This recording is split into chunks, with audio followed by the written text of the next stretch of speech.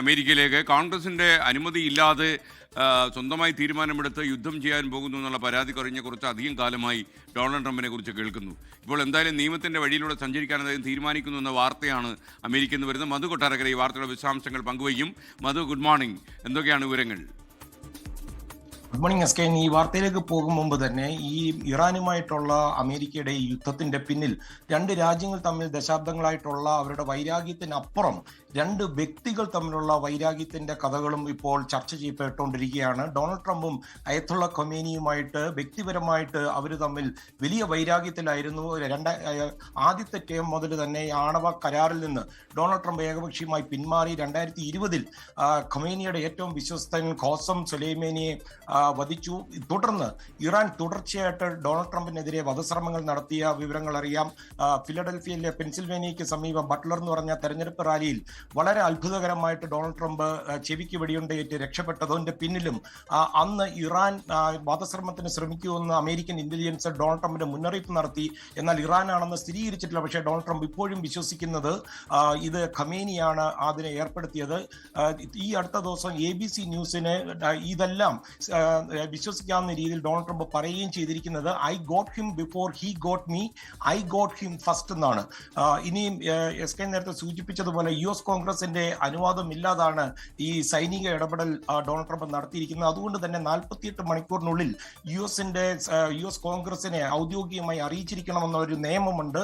ഇറാനിലെ ഈ സൈനിക നീക്കത്തിന് അങ്ങനെ ഒരു നിയമപരമായിട്ടുള്ള ഒരു അപ്രൂവൽ തേടി ഡൊണാൾഡ് ട്രംപ് തിങ്കളാഴ്ചയാണ് US കോൺഗ്രസിന് ഒഫീഷ്യലായിട്ടുള്ള ലെറ്റർ കൊടുത്തിരിക്കുന്നത്. അതിന്റെ വിവരങ്ങളാണ് ഇപ്പോൾ വരുന്നത്. വാർ പവേഴ്സ് റെസൊല്യൂഷൻ പ്രകാരമാണ് ഈ കത്ത് കൊടുക്കേണ്ടി വന്നിരിക്കുന്നത്.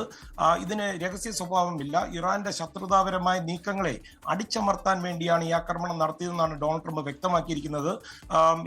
ഈ ഇറാനിലെ ആണവ കേന്ദ്രങ്ങൾ, മിസൈൽ വിക്ഷേപണം കേന്ദ്രങ്ങൾ, അതുപോലെ നാവികസേന താവളങ്ങളെയാണ് പ്രധാനമായിട്ട് ലക്ഷ്യമിട്ടതെന്നും ഈ കത്തിൽ പറയുന്നുണ്ട്. ട്രംപ് പറയുന്നത് അമേരിക്കയുടെ ദേശീയ താല്പര്യങ്ങൾ സംരക്ഷിക്കുവാനും ഇറാൻ ഉയർത്തുന്ന ഈ ഭീഷണി എന്നേക്കുമായിട്ടും എലിമിനേറ്റ് ചെയ്യാനാണ് ഈ ആക്രമണം എന്നാണ് പറഞ്ഞത്. പക്ഷേ ട്രംപ് നേരത്തെ പറഞ്ഞതിൽ നിന്ന് വ്യത്യസ്തമായ നിലപാടാണ് ഇപ്പോൾ ഉണ്ടായത്.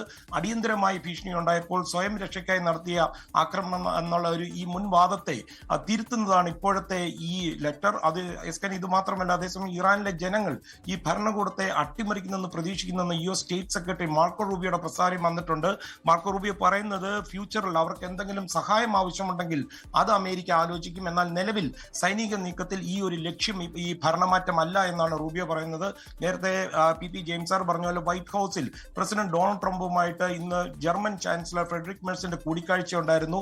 അദ്ദേഹം പറയുന്നത് ഇറാന്റെ ഭാവി തന്ത്രങ്ങളെക്കുറിച്ച് വളരെ കൃത്യമായ ഒരു ധാരണ വേണമെന്ന് ആവശ്യപ്പെട്ടിരിക്കുകയാണ്. കാര്യം ഈ തന്ത്രങ്ങളെക്കുറിച്ച് ഡീറ്റെയിൽ ആയിട്ട് സംസാരിക്കേണ്ടിയുണ്ട്. കാര്യം ഇത് അമേരിക്കയ്ക്ക് മാത്രമല്ല യൂറോപ്പിനും ഭാവിയിൽ വരും ഭരണകൂടം അത് ഒരു ഭീഷണിയായി മാറും. അതുകൊണ്ട് അവരുടെ സുരക്ഷയ്ക്ക് ഇത് ചർച്ച ചെയ്യണമെന്നാണ് അദ്ദേഹം ആവശ്യപ്പെട്ടിരിക്കുന്നത്. ഓക്കെ, മധു കൊട്ടാരക്കര, ഇപ്പം അമേരിക്കയിലെ പൊതുവേ ഒരു ചിന്താഗതി എന്ന് പറയുന്നത് ട്രംപിന് അനുകൂലമാണെന്ന് നമുക്കറിയാം. എന്നാലും ഈ അവിടുത്തെ മാധ്യമങ്ങൾ എടുക്കുന്ന നിലപാടുകൾ എന്താണ്? ശരിക്കും നമ്മൾ പഠിക്കേണ്ടിയ ഒരു കാര്യം, ഈ യുദ്ധം നമ്മൾ ക്ലോസ് ആയിട്ട് വായിക്കുമ്പോൾ അമേരിക്കൻ മാധ്യമങ്ങളിൽ നിന്നാണ്. ഡൊണാൾഡ് ട്രംപിനെ മാധ്യമങ്ങളുമായിട്ട് ഒരു കാലത്തും ചേർന്ന് പോയിട്ടില്ല, ഗെറ്റ് ഔട്ട് അടിച്ച് പറഞ്ഞു വിടുകയും ചെയ്യും. പക്ഷെ അവര് ബാലൻസ് ചെയ്തു പോകുന്നത് തീർച്ചയായിട്ടും നമുക്ക് കാണാനും സാധിക്കും.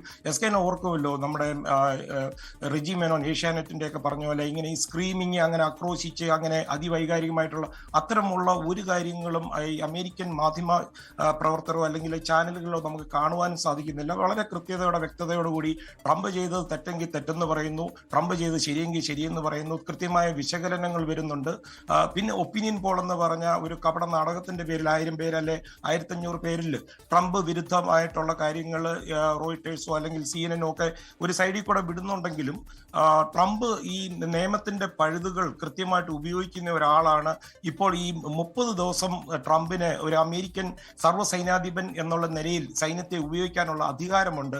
അതാണ് US കോൺഗ്രസിനെ ബൈപ്പാസ് ചെയ്ത് ട്രംപ് ഇപ്പോൾ ഈ സൈന്യത്തെ ഉപയോഗിച്ചിരിക്കുന്നത്. ഇനി US കോൺഗ്രസ് ഇടപെട്ട് ഇത് നിർത്തുവാണെങ്കിൽ പോലും 30 ദിവസം US പ്രസിഡന്റിന് അധികാരമുണ്ട് ഈ സേനയെ തിരിച്ച് അമേരിക്കയിലേക്ക് വിളിക്കുവാൻ. ഓക്കെ, താങ്ക് യു മധു കൊട്ടാരക്കര. ലോകത്തെവിടെയായാലും ഏത് സമയത്തും 24 വാർത്തകളും ഓഗ്മെന്റഡ് റിയാലിറ്റി പാക്കേജുകളും എക്സ്പ്ലെയിനറുകളും വിശദമായി കാണാൻ ഞങ്ങളുടെ YouTube ചാനൽ നിങ്ങൾക്ക് സബ്സ്ക്രൈബ് ചെയ്യാം.